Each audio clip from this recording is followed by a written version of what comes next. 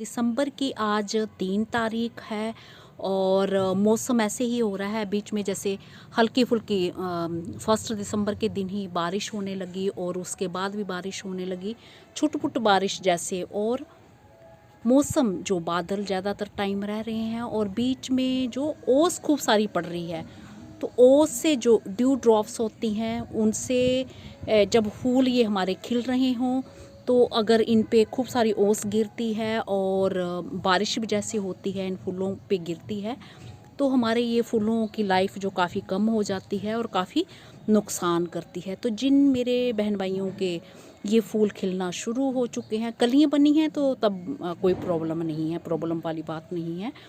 और बीच में जब खूब तेज़ धूप आएगी तो वो सब ठीक हो जाएंगे। बट फूल जो खिलने पे आ रहे हैं, वैसे कलियाँ भी बन रही हैं, अभी पूरे खिले नहीं हैं, ये देख रहे हैं कलियाँ भी और फूल भी। तो मैं क्या करती हूँ, सबसे पहले इसको कैसे बचाव करना है, तो एक चीज़ आप ऐसे कर सकते हैं कि जहाँ पे धूप तो इन्हें खूब चाहिए होती है, जब भी धूप निकले तो इस तरह से ऐसे रख सकते हैं जैसे शेड पड़ा हो और ओस ना गिरे सीधे से, जहाँ बारिश सीधे से ना गिरे। तो अगर ऐसी जगह नहीं है, खुले में ही आप छत पे रख रहे हैं, तो फिर ऐसी जगह में ही रहने दीजिए, कोई ऑप्शन ही नहीं है जैसे कहीं रखने का, धूप नहीं आती है। तो फिर आपने इसको क्या करना है कि जैसे पूरा टाइम तो क्योंकि ओस पड़ती ही नहीं है और बीच में धूप भी निकलती है, तो जिस जगह में आपके खूब सारी तेज़ धूप आती हो, लंबे टाइम तक रहती हो, तो उस जगह में रखना है इन पौधों को। और जैसे कि मैंने ये बताया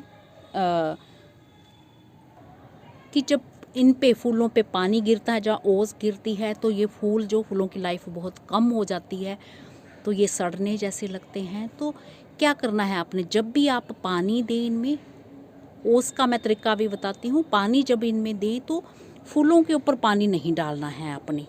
तो पानी आपने कैसे डालना है, ये यहाँ पे ऐसे डालना है, पौधे के ये तने के पास डालना है, मिट्टी में डालना है, इस तरह से आपने पानी डालना है।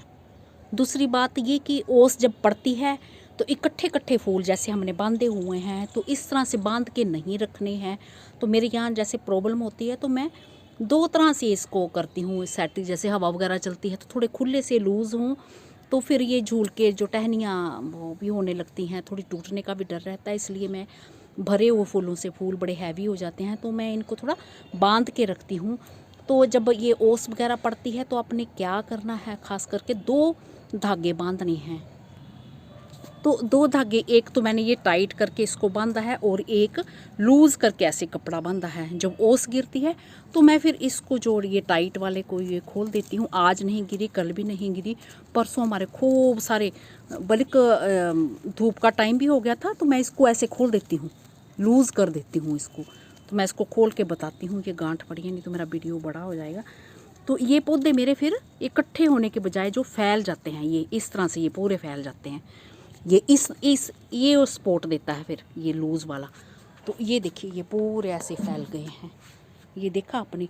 तो फूल फिर इकट्ठे इकट्ठे नहीं होते हैं और जब हवा लगती है तो ओस जो जल्दी ये उड़ने लगती है और बीच में से ये फूल अगर इकट्ठे रहेंगे तो ओस फिर ऊपर ही जब बीच में कहीं कहीं बनी रहती है, तो फूलों की लाइफ कम हो जाती है। तो मैं यही तरीका अपनाती हूँ। तो अब मैंने इनको खोल दिया है बिल्कुल ऐसे। हालांकि आज अभी तो धूप आ रही है, मैंने बांधे हुए हैं, हवा चलती है बीच बीच में, तो उससे तो वो फ़ायदा ही रहता है, ओस हमारी उड़ जाती है।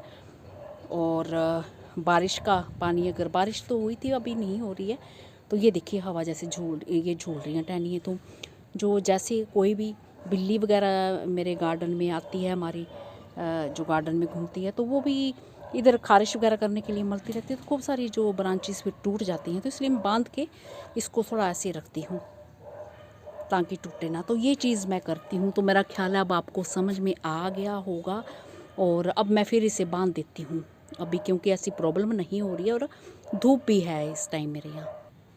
ये मैंने इसको बांध दिया है और हवा से ये जब ऐसे बांध देते हैं तो हवा से ये बिल्कुल झूलते भी नहीं हैं और थोड़ी एक स्टिफनेस सी इनमें आ जाती है और ये हमारे सेव रहते हैं और देखने में भी बुक्के की तरह कितने खूबसूरत ये लगते हैं।